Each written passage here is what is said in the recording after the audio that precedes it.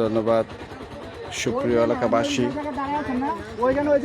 আমরা এখন আছি ইজ্জতপুর রেল ব্রিজের এখানে। কিছুক্ষণ আগে রেল ব্রিজ থেকে একটা যুবক লাফ দিয়ে নিখোঁজ হয়ে গেছে। ওনার প্রত্যক্ষদর্শী যিনি দেখেছেন, এখন আমরা ওনার মুখ থেকে শুনবো। ভাই কতদিন মানে কি সমস্যা বলো, মানে লোক কি ছিল? সমস্যা হয়েছে, আমি ওই সাইডে মাছ মারতেছি বসি দিয়ে, বুঝছেন? আচ্ছা, তারপরে লোকটা দেখলাম হঠাৎ করে ওই আপনার ব্রিজের ওই মাঝখানেতে লাফ দিছে। তা আমি ভাবছি যে মনে হয় সাঁতার জানে।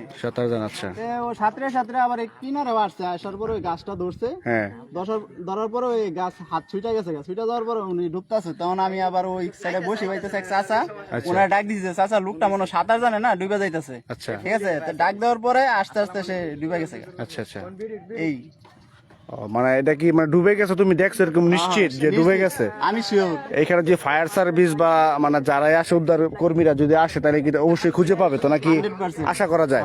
মানে জুতা যে বাইসা গেছে এটাও তুমি দেখছো? জুতা বাইসা গেছে, এখনো ওইদিকে আছে, জুতা ওইদিকে বাইসা গেছে না? আমি অনেকেই দেখছি জুতা গেছে। খুবই দুঃখজনক একটা ঘটনা। আমাদের সাথে ইতিমধ্যে ফায়ার সার্ভিসের যোগাযোগ হয়েছে। ফায়ার সার্ভিসের ডুবুরি যে টিম আছে তারা ইতিমধ্যে আমাদের ইজ্জতপুর যে রেল ব্রিজ আছে ওই ব্রিজে চলে আসবে। কিছুক্ষণের পূর্বেই উদ্ধার কাজ চলবে। আপনারা এই লাইভটা শেয়ার করে দিবেন সবাই, যাতে অতি দ্রুত সংশ্লিষ্ট যারা আছে ফায়ার সার্ভিসের তারা যাতে অতি দ্রুত চলে আসে আমাদের এই জায়গায়।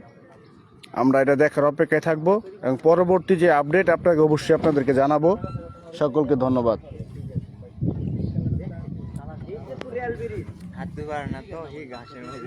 মানে ওই গাছের মধ্যে লাফদা পড়ে গেছে, পরে ডুবে গেছে, আর উঠতে পারে নাই। ওই ব্রিজ থেকে লাফ দিছে। ট্রেন ছিল, ট্রেন ছিল, ট্রেন তখন চলে গেছে অনেক আগে। মানে সেই ট্রেন যাওয়ার তাও 10 মিনিট পরে মনে লাফ দিছে। লাফ দেওয়ার পরে আমি ভাবছি সাঁতার জানে, সেই ইচ্ছা করে লাফ দিছে নাকি? আচ্ছা, সুসাইড করার জন্য হয়তো লাভ দিছে। এটা হয়তো আমরা যদি সুসাইড করতে তাহলে তো সাঁতরে আবার কিনারে আসতো না। না না, কিনারে আসছে, আইসা ওই গাছে ধরছে। আচ্ছা,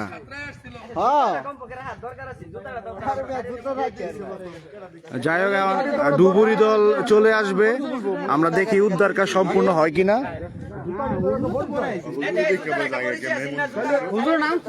জুতা কি চলে গেছে? জুতা